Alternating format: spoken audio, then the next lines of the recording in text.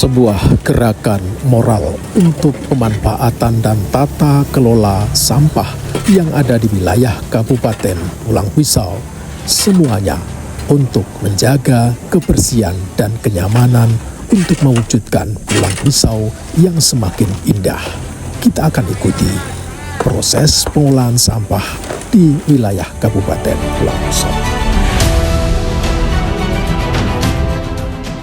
Pelik persoalan sampah yang terjadi di wilayah Kabupaten Pulang Pisau membuat beberapa strategi Dinas Lingkungan Hidup yang harus diterapkan. Berbagai inovasi dilakukan dalam rangka untuk pemanfaatan limbah sampah dari rumah tangga. Nah, pemirsa, pada persoalan sampah kali ini, kita akan melihat langsung bagaimana Dinas Lingkungan Hidup Kabupaten Pulang Pisau melakukan inovasi untuk pemanfaatan sampah yang ada di tempat pembuangan sampah sementara di R3 Desa Mentaren 1. Kita ikuti selengkapnya. Di lokasi inilah tempat pembuangan sampah sementara yang ada di wilayah Kabupaten Pulang Pisau sebelum dilakukan pengangkutan sampah ke tempat pembuangan akhir di Desa Gohong. Kita akan melihat dari dekat bagaimana tata kelola sistem persampahan di wilayah ini. Ya. Nah, hari ini kita menindaklanjuti apa yang dipesankan oleh pimpinan kami, pimpinan kita, Pak Bupati, Wakil Bupati ketika melaksanakan kegiatan Korve kemarin. Di sana beliau sudah melunching terkait dengan pemilahan sampah. Di antaranya ada sampah organik, anorganik, dan B3-nya. Nah, hari ini kita mempraktekkan dengan teman-teman. Ini intern memang. Saya membuat kegiatan ini intern, semua pegawai yang ada di Dinas Lingkungan Hidup Kehutanan Kabupaten Pulang Pisau, kami sama-sama belajar gitu bagaimana cara kita memilih sampah itu, karena sampah ini kalau saya selalu sampaikan ke teman-teman bahwa sampah ini adalah emas.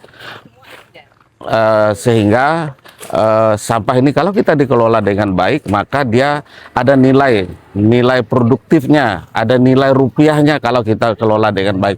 Maka daripada itu hari ini kita melihat, kita mau mengolah sampah ini baik dari sisa-sisa serasa, daun-daunan yang selama ini menjadi gulma. Nah, ini kita olah sehingga nanti akan menjadi pupuk kompos seperti itu.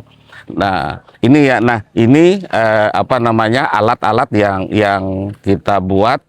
Ini alat ini ramah lingkungan. Semua alat ini adalah alat-alat bekas.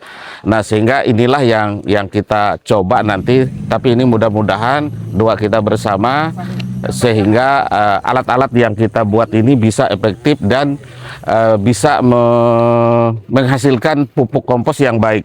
Ini adalah salah satu alat yang kami buat. Ini namanya tong komposer anaerob. Nah, nanti sisa-sisa makanan, sisa-sisa serasa, sisa-sisa daun-daunan yang selama ini berserakan di pinggir jalan, terus di mana tempat gitu, termasuk di TPS. Nah, ini yang kita olah, kita masukkan di dalamnya. Nah, sehingga nanti sebelum kita masukkan bahan-bahan itu kita campur dengan fermentasi yang kita buat sendiri gitu. Nah, kalau toh tidak dibuat sendiri, ada namanya itu M4. Nah, tapi ini sudah kita coba, kita membuat sendiri. Nah, sehingga campuran fermentasi inilah kalau sudah kita olah, kita masukkan. Nah, terus kita tutup. Nah, dari fermentasi ini, fermentasi bahan-bahan organik yang ada, yang saya ceritakan tadi. Nah, ini nanti kita coba dengan waktu durasi antara 2 minggu sampai 4 minggu. Nah, sehingga nantinya fermentasi ini sudah sempurna, maka hasil dari tetesan fermentasi inilah yang kami istilahkan air lindinya. Jadi di atasnya ini adalah pupuk kompos padat, di bawahnya ini adalah pupuk kompos cair. Nah, semua bahan-bahan yang ada kalau sudah difermentasi ini semua untuk tanaman kita gitu ya, baik tanaman hortinya, baik tanaman perkebunannya dan seterusnya. Nah, terus yang di sana Bapak Ibu sekalian, ini namanya tong komposer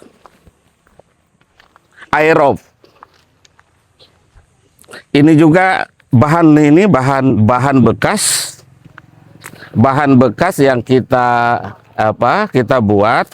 Nah, ini ada olahraganya gitu. Jadi ada olahraganya. Jadi dimasukkan bahan-bahan yang tadi, serasa tadi, bahan-bahan organik tadi. Kalau sudah kita campur dengan fermentasi yang kita buat, kita masukkan. Dan ini juga sama.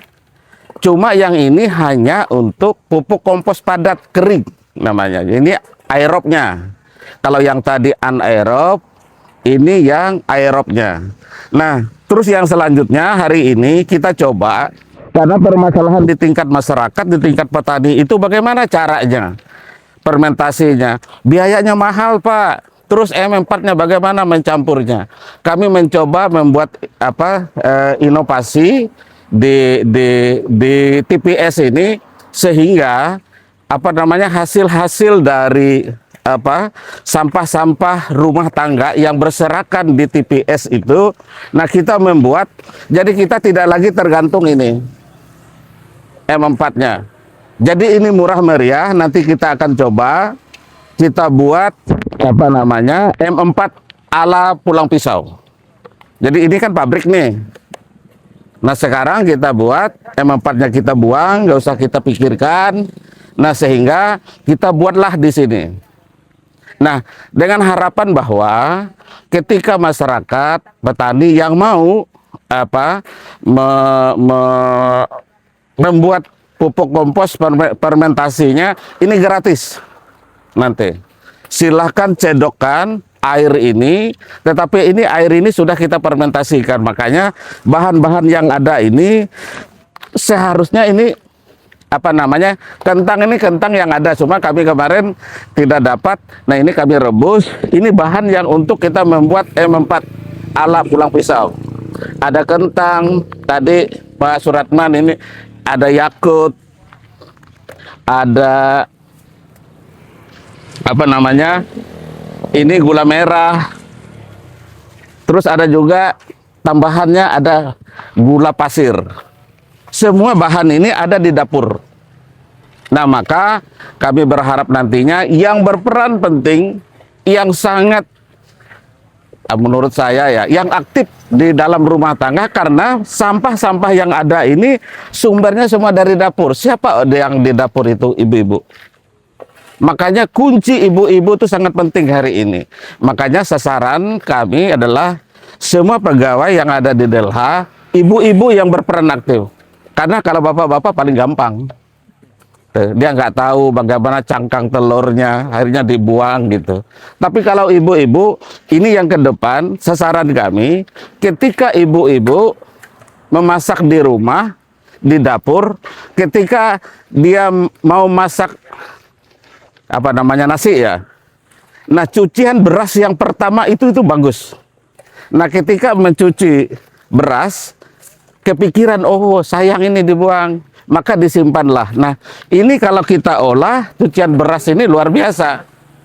Kandungan N-nya luar biasa, pupuk ureanya luar biasa ada di dalamnya. Hanya kadang-kadang teman-teman ini kan nggak dapat ini, nggak tahu nih. Nah, sekarang nanti ibu-ibu di Dinas Lingkungan Hidup ambil di sini.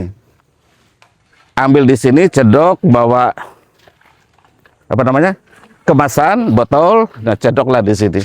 Saya siap, ini hampir berapa ini ya? 300 liter ya. karena ini kan 100 berapa liter nih. Nah ini kita ada 3 ini, tong ini diisinya semua air yang kita nanti akan kita fermentasikan. Kalau kita fermentasikan ini antara 1 minggu sampai 2 minggu ini fermentasinya. Kalau sudah bisa diambil. Nah, bisa dipakai dengan baik. Itu barangkali.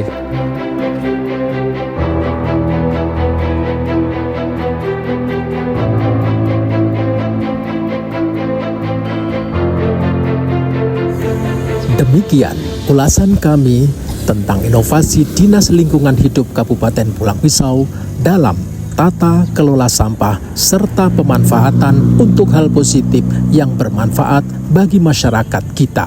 Semoga sekilas tayangan ini dapat memberikan gambaran betapa pentingnya tata kelola sampah berkelanjutan. Sekian.